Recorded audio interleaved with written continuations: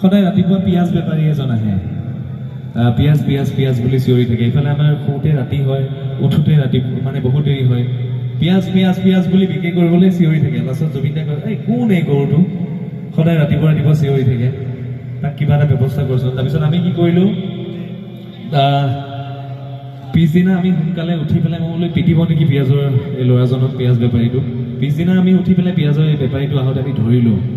ধৰি পেলাই জুবিনদাক মাতিলোঁ। জুবিনদা আহিল বাহিৰৰ পৰা ওলাই আহি পেলাই কিবা কিবি কৈ পেলাই কৈছে, তই ঘৰ ক'ত? হিন্দীতে কৈছে, তোৰ ঘৰ ক'ত? কৈছে ইয়াতে থাকোঁ। কি কৰ? বোলে এই পিঁয়াজৰ বেপাৰ এনেকৈ কৰি চলি আছোঁ। এই ল পইচা, কিবা টকা 4,000 মান টকা, এইটো ল পইচা, আজিৰ পৰা এইফালে নাহিবি, এটলিষ্ট মই থকালৈকে এইফালে নাহিবি।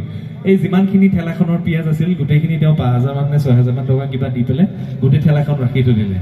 আৰু জুবিনদাই কৈছে, মই 5 দিন মান আছোঁ, তই ইয়াতে নাহিবি। গতিকে এনেকুৱা ধৰণৰ ভাল ভাল মোমেণ্টখিনি আমি পাইছোঁ, আৰু সেইখিনিয়ে কেতিয়াবা মিছ কৰা যায়, কেতিয়াবা নহয় সদায় মিছ কৰা যায়।